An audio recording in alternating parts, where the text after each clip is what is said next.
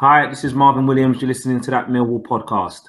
How's it going, everyone? Welcome back to another edition of That Mill podcast. I hope you're doing well. My name's Omar. Joining me is my co-host, Mr. Kai Bennett. You right, pal? Who's Kai?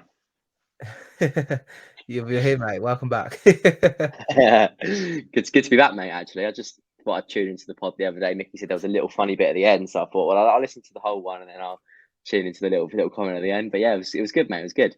You doing well? Yeah, I'm all good, man. I'm all good. How are you? Yeah, not bad. Looking forward to your trip to the Medeski Stadium on Saturday. Is it called the Medeski Stadium these days? No, it's called the Select Car Leasing Stadium. What a mouthful! Fucking bollocks. That whole stuff is bollocks. Me and you spoke about this on another podcast a few times before, I'm sure. Stadium renamings, to me, it's the Medeski Stadium. Looking forward to it, of course. The Den is the best name, though. So was that sorry? The Den's the best name. Of course, the Den will only be the name as well. One day it'll be called maybe the Checker Trade Den or something. Yeah, the Carling Den.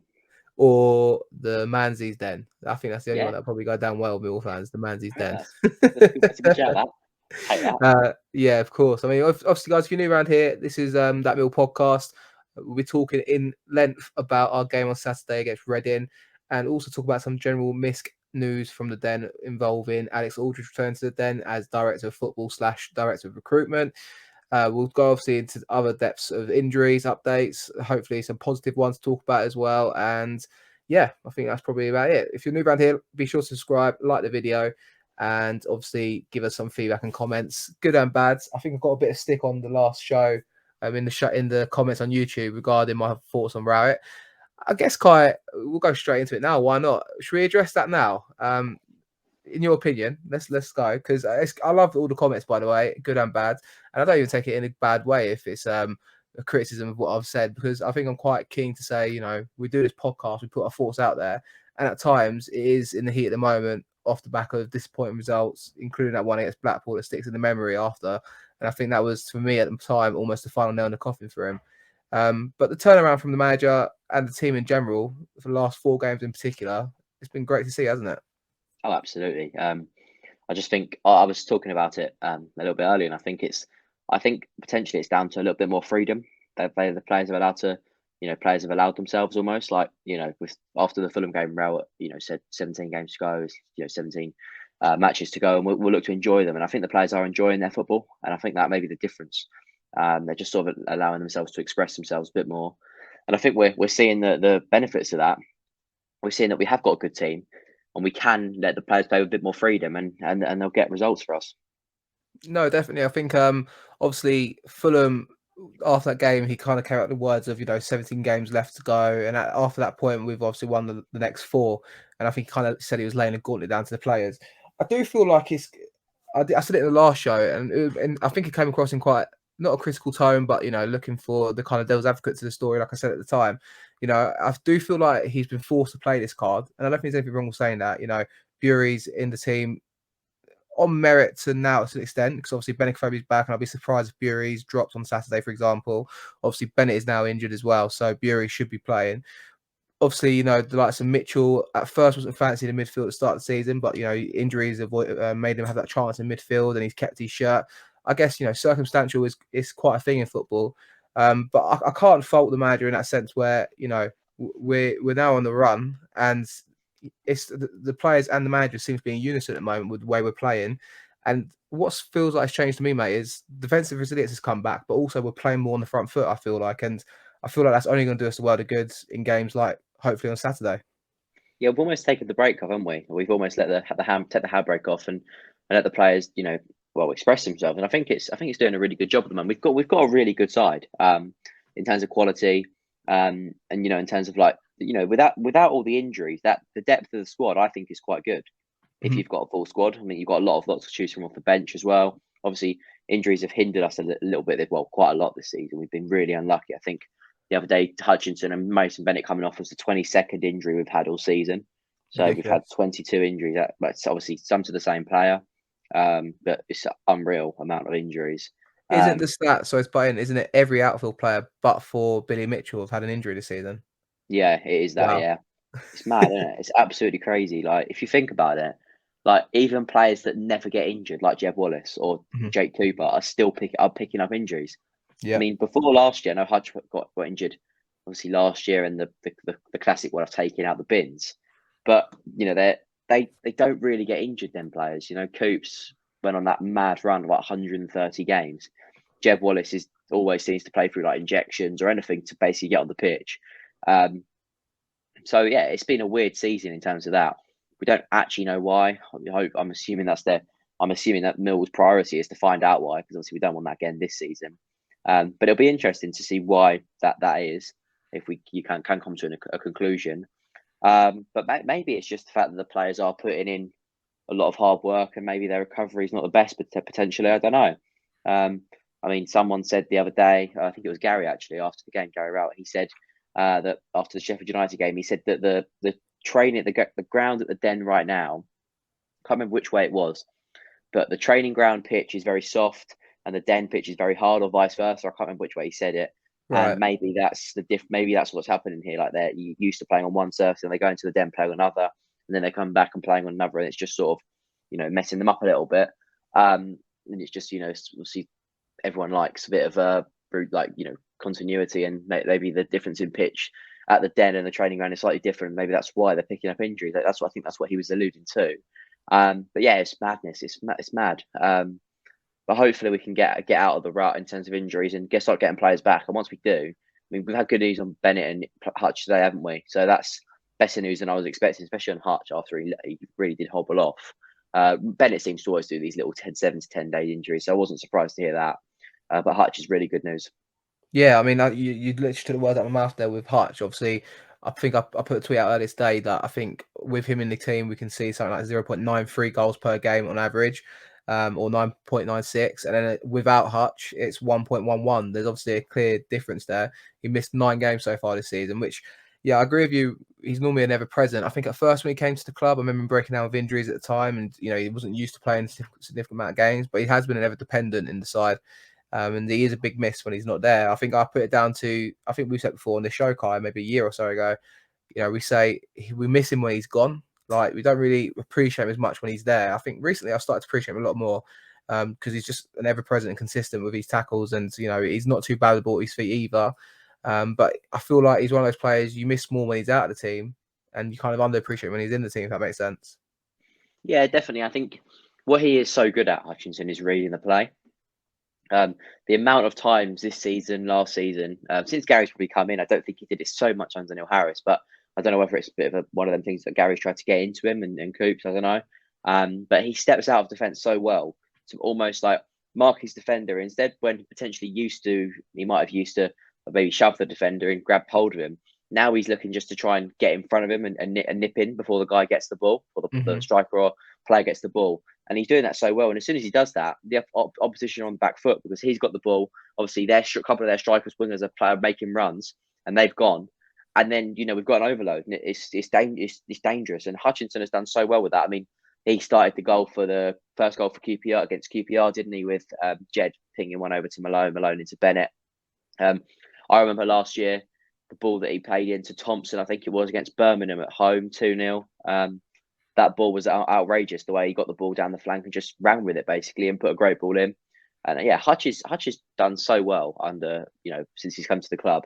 And I think especially the last couple of years, we've really started to see Hutch flourish. And, I think Hutch flourishes in the 5 at the back because he is allowed that more freedom, a bit more freedom to go forward. Definitely. And I think that maybe the discredit I'm saying where he's not really appreciating his hire, he brings other players, Cooper scores goals, gets the headlines, obviously for that. Murray Wallace seems to be doing Cruyff turns every other game and, seems to stand out a bit more for that reason as well.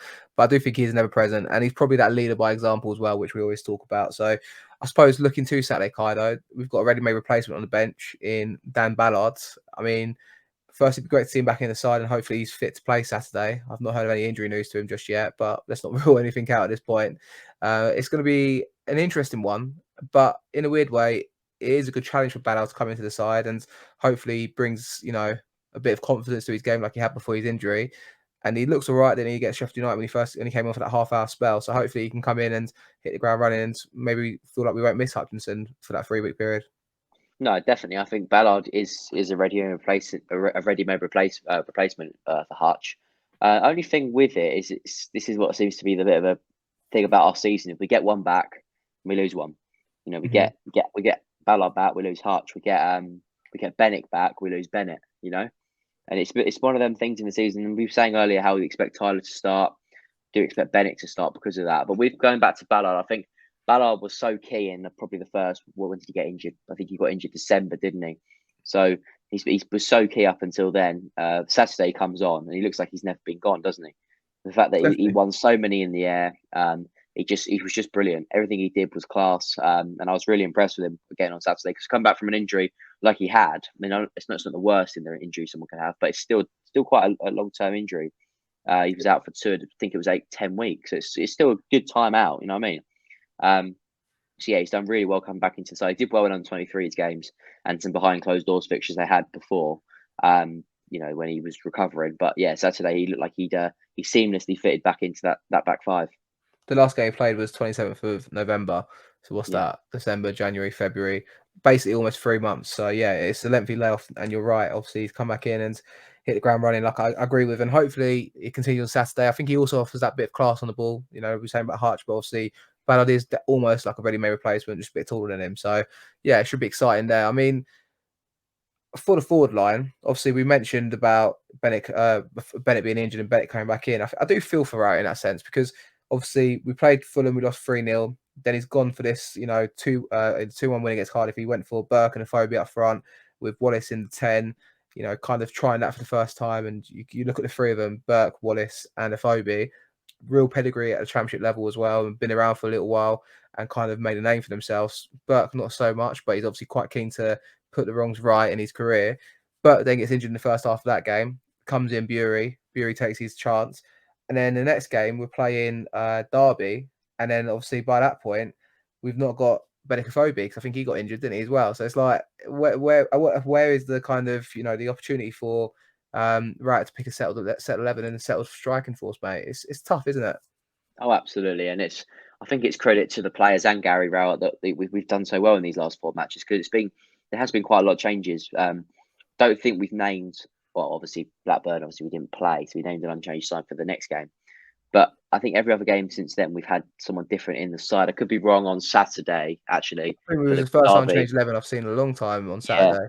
Yeah. So, but, a lot of the time this year, we have had to change the team, whether that be, that most of the time that his hand's been forced to do that. So no, I think that's credit to Gary and the players. The last couple of games we've been superb, and Saturday, okay, there wasn't, both teams didn't show that much quality, and we took our chance. But what I was so impressed with on Saturday was the grit and determination to see the win out after we got the goal, because we looked so. You could see they were knackered. They were absolutely knackered after probably 65, 70 minutes, and they just stuck at it. And that's all we ask as fans, just to keep trying, keep going, and they got their rewards. Definitely. I feel like the one big changing factor, I feel like when I'm looking through the statistics in the last few games, it's the shots on goal. We played Blackpool, we gave away 5 shots on goal, and Bart was forced to make a few saves. And I think we played Sheffield United and they only had 2 shots on goal in the whole game. By shots on goal, I mean shots on target. I feel like the defence is doing their bit, obviously throwing their bodies on the line and, like you say, kind of giving everything they've got to try and get over the line and win the game. But it's just that kind of defensive resilience we've not really seen this season. And, clean sheets are starting to appear now. Obviously, we've got one on Saturday. We've got one against QPR. There's starting to be a little bit of a kind of rolling motion, especially in the home games. I think 3 in our last 4 home games have kept clean sheets. I guess the challenge now, mate, is to go up to or go sideways to Reading, or whatever way you want to look at it geographically, and just kind of get a good clean sheet on the road and hopefully a couple goals go with it. Oh, absolutely, and I think we're more than capable of doing it. I was Paul was saying today how his sides lack discipline, and he's almost seen in the first couple of games in charge almost like a bit of a basketball match. What he meant by that was they attack, they defend, they attack, they defend. There's no middle ground. Mm-hmm. They seem to attack and then they get counter attacked. So, as a team like we are, if we can get the first goal, it'll be crucial, I think, because they'll attack and hopefully our defense stand strong. And then when we do get the ball, we've got such pace to go forward and hurt them on the counter. And if we get it right a couple of times, we could score a couple of goals easy. Definitely. Millwall kept 3 clean sheets on the road this season. Can Kai name all 3 clean sheets? Right, this is difficult. This one. You've really put me in it here. I And if you're listening or you're watching, be sure to maybe pause the pod because I'm going to give you the answers in a second, and see if you can guess in the comment section below what's the 3 clean sheets that we've kept so far this season away from home. Oh, this is really difficult, this one. Right, let me have a think. One was New Year's, just before New Year's, backs against the wall performance. One's Barnsley. Yeah, Barnsley happened. Yeah, that's true. Murray Wallace stepping up in the last minute. Just before Coventry. Yeah, Coventry. And third one was it the third one is a very forgettable game, and you kind of forget we played that game early in the season, and got a 0-0. Was it Blackburn? We didn't concede against them.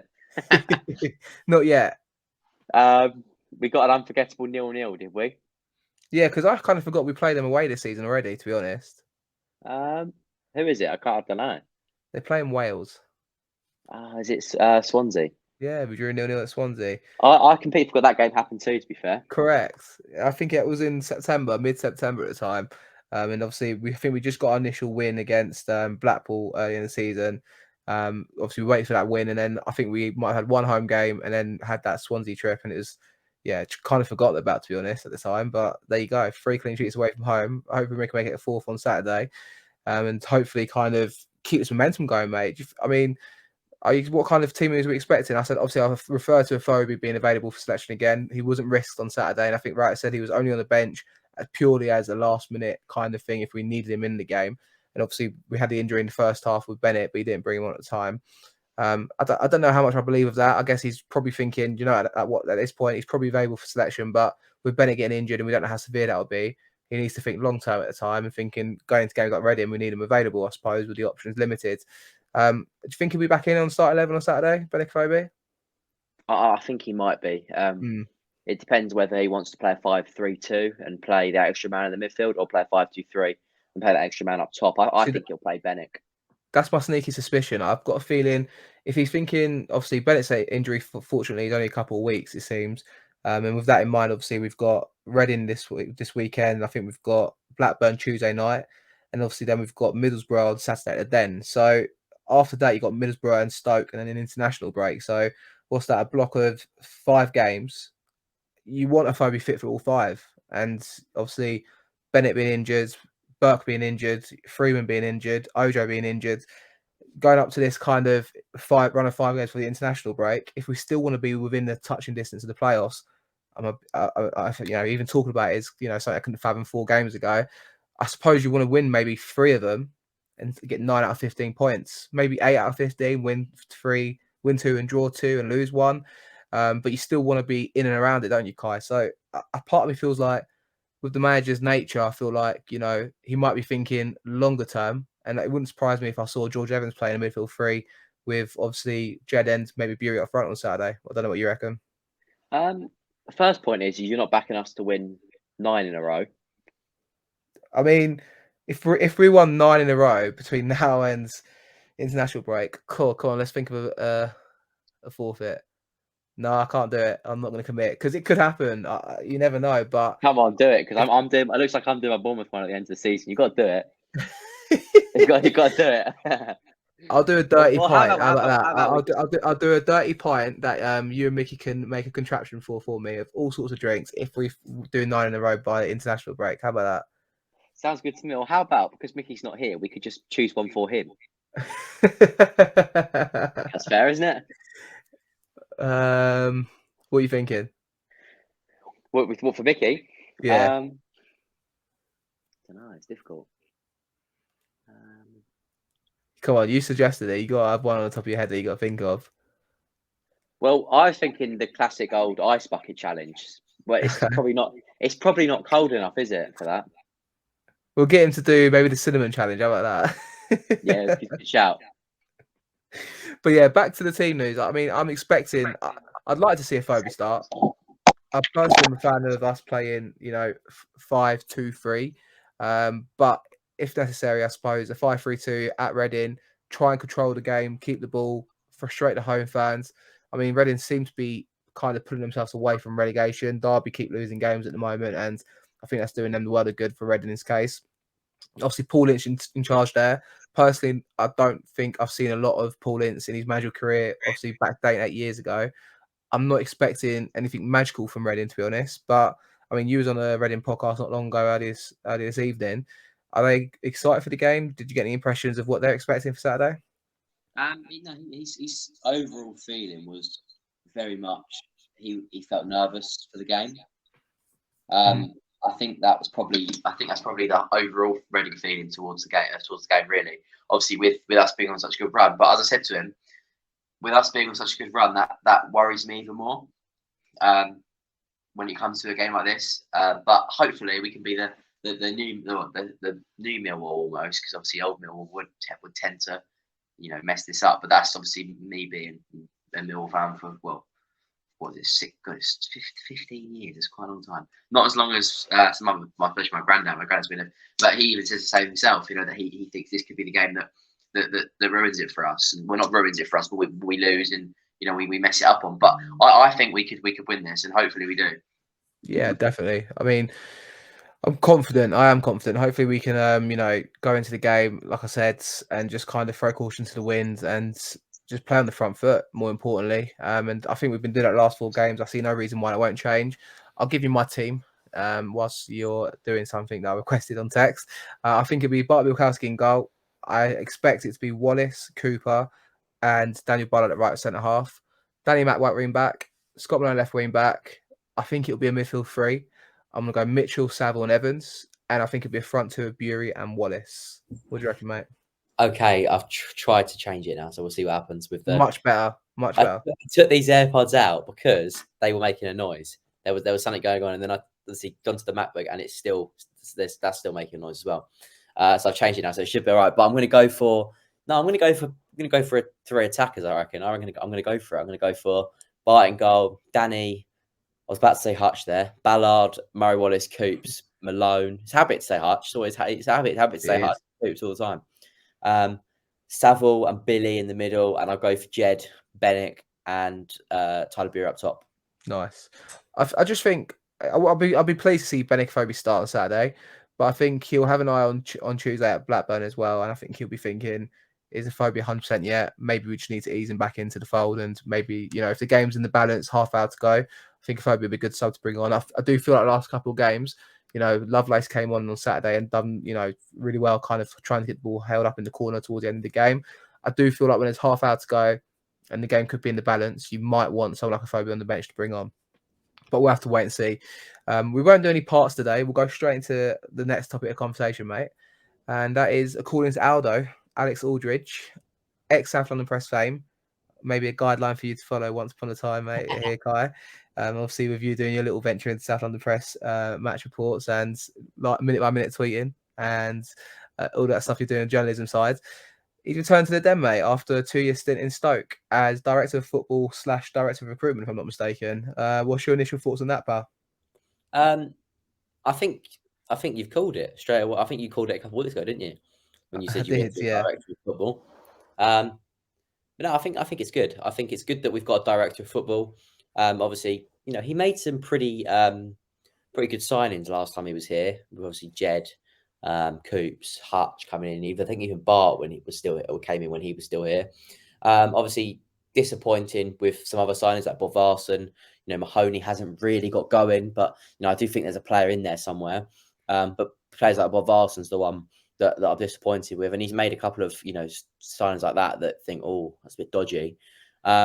But obviously, Harvey Bustle's left, and the quote to Rich and South London Press was it was a club decision, which is quite it's obviously only a couple words, but it almost it gives you a sour taste in the mouth. Yeah, it does. It gives you like a bit of a thing where you go, oh, I wonder what's happened there, or and I think I think him coming back in the Director of Football, I think that's a good thing. Head of Recruitment, obviously, he's got a couple more years under his a bit of experience now, and hopefully he can put that into action with bringing players in. Hopefully, it'll be a good appointment, but obviously, only time will tell. They've merged the 2 roles, so it's Director of Football Operations and Recruitment. I'll read the statement. I'll also read the quotes from Berylson in particular. He goes, so Lions Chairman John Berylson told millwallfc.co.uk, we're excited to welcome Alex back to Millwall, a club he knows inside out from his extensive experience as part of our recruitment processes in the past. He has extensive expertise in a variety of areas and comes back to us with real commitment and drive to help take the club forward on and off the pitch. I previously mentioned that this summer was a big one in terms of recruitment, and Alex will get straight to work alongside Gary and the first team management in order to ensure it's as productive and successful as possible for both the now and for the future. Audrey said, "I'm delighted to be rejoining Millwall and will work tirelessly in my new role to support Gary, Steve, and the board in achieving the club's long-term objectives. It has been evident from our recent discussions that we have shared ambition to drive the club forward in a number of areas, and I'm very much looking forward to the challenge." Yeah, I agree with you that it's all like everyone seems quite happy about it internally at the club. I agree with you on the Harvey Bustle one, but we'll part that to the side just for a minute. Kavanagh also done a statement today announcing about season ticket price being frozen, which I'm really chuffed about. And I think it's probably something I'll park to the side and leave till Mickey's back, because getting club issues and talking it with Mickey, I think it's probably an interesting one, obviously, and a good topic of conversation there. But he also referred to Alex and said about the long-term vision of the club and the long-term process they want to try to go down here, Kai. And you're right, and obviously you mentioned that I've mentioned it before in numerous podcasts where there's a lot of faith in the manager. The manager picks his players, he gets his shortlist, it feels like, from the recruitment, but the manager gets the final say. Maybe this might be a start of moving towards the more modern kind of style of recruitment in the Premier League, Championship now, and maybe less of an emphasis on what the manager wants, but working what the manager wants, but also what the club has long-term vision. Because once the manager goes, there's often a 2 or 3 window period where he upheavals the squad, changes to what he wants. Whereas if you've got a consistency of what Millwall want as a club, then hopefully that kind of helps aid the process of when a manager leaves, a new one comes in and works with the players. Yeah, I think that can only be a good thing. And also, I picked up on a bit what Berylson said. Obviously, he said that this summer's going to be a big one. I think is it right in saying that he said he's going to work with Gary, Alex and Gary will work together to make it as productive as possible. He said that, and Steve as well, yeah. Steve. So that sort of tells me that potentially Gary will be here next season if he said that. Because obviously, they're not going to work together in the summer if you wouldn't, unless obviously something dramatic happens in the next 12 games, and he goes. But there's obviously no reason why. There's rumors that his contract was up and stuff like that. So time will tell what the case is there. But I think it's good. I think it shows that statement shows that Berylson's got a lot of trust in him. But yeah, as I said before, only time will be able to tell whether it works or not. But I think, as you said, I think it's good that we're moving forward a bit more modern rather than the old way. I know reading through Twitter and the reaction to it a lot of people seem to be quite kind of mixed about Aldo returning. Obviously, he left us to go to Stoke, and I remember at the time Rowett done an interview saying he was quite surprised to see him go, didn't see it coming, didn't expect it. So it's clear to see that it wasn't a club decision like it is with Harvey Bustle, for example, where a club decision means he's gone and they've replaced him with someone else they want. Again, a strange one, but again, I'll probably leave that one for Sunday when Mickey's back. But with Aldo, he went to Stoke, and I think I kind of searched his name and Stoke on Twitter, and the manager, Mike O'Neill, was quite complimentary of him at times with the signings he helped aid to bring to the club.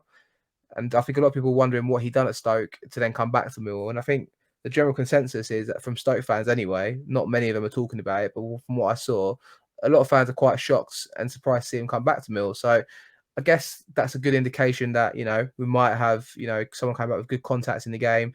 And obviously, hopefully, the shortlist that Stoke had planned for this summer, for example. But it's interesting one that, Stoke were quite sad to see him go. And O'Neill was quite complimentary of him whilst he was there as manager of his time as director of football. Yeah, I think that's something that I do as well when you sign a player, especially when obviously we've signed, more of a someone for the behind the scenes. But when you sign a player, you tend to look at their fans' reaction of whether they're sad to see him go. If they're sad to see him go, then it gives you a lot more confidence. Maybe we have got the right man here, and he's going to be good for us. And maybe that experience at another club for Alex Aldridge. Obviously, I think, am I right in saying, I know Mickey mentioned on the podcast, but I think he's a Millwall fan. Supposedly so. Yeah, he obviously used to do the journalist side as well. So he's obviously got really good knowledge of the club, hasn't he? So if he is a Millwall fan, then maybe Millwall was in his comfort zone as such, because obviously being a Millwall fan, you feel comfortable at your own club. And then obviously going to Stoke might have given that bit more experience and that little bit more experience of working outside that comfort zone almost. And maybe he comes back to Millwall, with a lot more with more contacts, with more experience, with more knowledge of more football stuff, how he can progress in stuff like that. Hopefully that would have done him the world of good.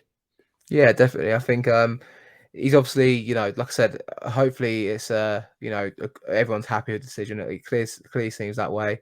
And I think again, I can't really comment on his time at Mill beforehand either. Obviously, we know the players we signed whilst he was here, but you don't really know how much of his involvement is. But I do feel like with the announcement and, you know, putting his face all over it and stuff like that in this club statement, it does feel like it's a, you know, a here and now decision, but also one for the future where, you know, we can get behind him as the director of football operations and recruitment to try and, you know, drive a vision of what us as Mill fans want. And hopefully that is something that, you know, as we said, hopefully he's a fan or was a fan before and still is a fan.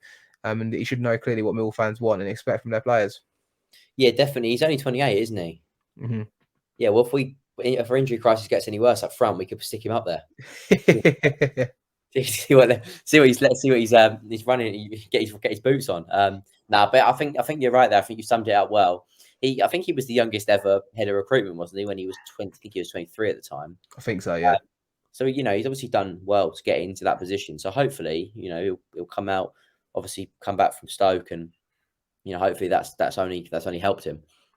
Definitely. I think just to obviously go back to the Stoke stuff, he was name checked for the main kind of role to play in the Mario Frankic signing, and obviously, you know, Frankic is quite a key player for them and was at Norwich City before. It'd be interesting to, you know, because obviously at Stoke, I imagine he had a bigger budget to work with. I imagine they have bigger kind of, you know, transfer budgets in the summer. But obviously with the intent from the club and what Berylson's saying, he's obviously hit home again in his statement from when Aldo's come back. Obviously there seems to be maybe a war chest looming that hopefully we can spend wisely and recruit wisely, because we all know about the summer that's coming up with all the players out of contract. Yeah, definitely. I think it's key to have someone in that knows the club for a big summer like it is. Obviously, we had it on Chopper, didn't we? Where there was a lot of players out, and you know, contracts and stuff. We cleared a lot of dead wood out, and we brought a lot of players in that summer. And I think it's important for this summer when we do have a lot of players out of contract. Obviously, we don't know if all of them will go or not. Hopefully, players will sign new contracts, the ones that we want and stuff. Obviously, the one that I'm talking about there is Jed. He's one, isn't he? But you know, there will still be players going regardless of if Jed stays or regardless if Keith and Bell stays, like that. So hopefully his knowledge of the club and his you know, good partnership with the club and everything works well in there. Hopefully he can bring some good players and help Gary bring some good players in there if Gary's obviously still there. If it's a new manager, hopefully, you know, just the club can bring some good players in. Yeah, bang on. I agree with you there completely, mate. Lastly, did you see that Tyler Bury was linked with Brentford? And I mean, who knows? But what I wanted to pick up on that was it could be complete paper talk and, you know, absolutely turd of the story in the first place. But obviously, he scored 2 goals in 2 games in the Championship, and then obviously now it's 2 in 3 starts. It just shows that if you produce youngsters that can play in the side, even though it could be paper talk and there might not be no genuine interest there, I guarantee that the fact he scored 2 in 3 or 2 in 2 games in a row, it does raise eyebrows, doesn't it, Kai? And I think, you know, scouts will be looking at that going, oh, who's this 21-year-old? Why have we not seen him before? Or maybe they want to know more about him because he's grabbing headlines. And I think it shows, maybe we'll talk about the vision for the club in the future. If you have youngsters playing in the side that are good enough and you give them the opportunity to play and impress, it instantly puts a price tag on their head that, I'm not saying we should sell Bury. I don't want to sell him. That's not the point. But the point there is that you can create your own assets and then you can use that in the future for transfers and trying to invest in the club and hopefully try to bring us on as we all want to see and hope. No, I think that's right. And I think obviously his performances will always raise up. Will always, you know, his performances have been so good recently that of course clubs will be interested. You know, as Gary said, I think Gary said to South London Press the other day. I think I read it. He said something like, you know, we last week I said how fans clubs will be looking at Tyler, how we're, you know, clubs will be looking at Tyler now he's broken in, and then automatically there's an article of it. He said, I think Gary was almost saying that it's a bit convenient almost, and it's almost like it could be paper talk, and he sort of almost like shut it down rather than you know, said any more about it. But obviously, I wouldn't be surprised to see players, you know, especially teams like Brentford looking at him, because Brentford do like that model, don't they, of bringing in players who, you know, with plenty of potential and you know, giving them, trying to get the best out of them and get that potential out of them. Definitely. I think what was quite impressive in this article that Bury was saying is like, I don't focus on that. My focus is on Millwall, on me working hard, enjoying my time here and loving football. I want to keep learning new things. So all the other stuff on the outside, I just clear out my head. I know what I need to focus on, which is trying to start every week, playing well and doing my job on the pitch. The other stuff is not my focus. My only focus is on my football. And I think, that's quite, clear there. And obviously he name dropped Billy Mitchell and Danny Mack, saying that's the motivation he's got there to work hard and train hard and work his way into the team and play like the homegrown talents, isn't it? So I think that's it's obviously he's got his head screwed on the right way, hasn't he, Kai? And even with Jed after the QPR game saying how happy he was for Bury and how he's a nice character, it seems to be that he's fitting right into the fold, and hopefully that continues for the rest of the season. Yeah, fingers crossed. I think that's the thing with the young players. It's always good for almost like a senior player to take him under their wing almost. And if Jed's done that, it's only going to do him the world of good, because obviously we know what Jed does for us on and off the pitch in terms of quality, his performances and stuff. And he's so good. Jed's so good in the local community as well. So that's only going to help a player like Tyler Bury, get that proper feeling of Millwall and learn and develop. And I think that there's no one better to have almost guide him than Jeb Wallace. Absolutely, mate. And lastly, what's your score prediction for Reading Millwall on Saturday, mate? 2-0. To Reading? 2-0, Tyler Bury and Jeb Wallace. Interesting. I've not been positive for a few shows when we do our predictions deliberately because, go 1-1, please. Should I go 1-1? Go 1-1 because we've won every single one after that. So. All right, then. 1-1. There you go. I won't say what I really think. We're going to go 1-1. You can say what you really think. I'm just saying because we've done really well since you've gone 1-1. I think we're going to win 2-0 on Saturday as well. Yeah. What did you say for Sheffield United? Did you say 1-1? Sorry? What did you say for Sheffield United? I think it's a 1-1 for Sheffield United as well. All right, 1-1. 1-1. It's going to be 1-1, but Joe Boyce is going to score 2. How about that? And it won't be an own goal. And they're not going to score. Yeah, and they're not going to score either. So make it out what you will. 1-1, but they're going to score 2, and they're not going to score. So actually, that could be an own goal, and that could be a Jed own goal. Actually, no, that's what I'm saying. He's not going to score an own goal, so it's fine. He's going to score 2 goals in the Reading net, and it's going to be 1-1. That's what I'm going to say. We didn't really talk about Jed, but I feel like it's fitting to say it. Like he's formed the last 4 games, mate, since he's come back in. He's been key, hasn't he, to that side, and we all knew it. Some of us doubted his commitment. Well, not necessarily doubt his commitment. We all knew his commitment was dead to the club. But I did wonder when he's injured in January. He's not been injured throughout his whole Millwall career. What's happened here? But he's put that to the side after the window closed, and he's been crucial to the last 4 games, hasn't he? Yeah, he's been superb. He's been back to almost like the Jeb Wallace we know and love. His commitment on and off the pitch is commendable, and he works so hard. He works tirelessly in matches to close players down, win the ball, and then when he does get on the ball, he shows that quality and that determination to do well for this football club. So yeah, it's really nice to have Jeb back, and hopefully he does well for us now from now to the end of the season, and hopefully we get many more years out of him. And pending if he signs that contract or not, well, we can only have our fingers crossed on that one. We thought the writing was on the wall in January, so let's say the writing on the wall is for some as well, and plan for the worst, hope for the best. There you go.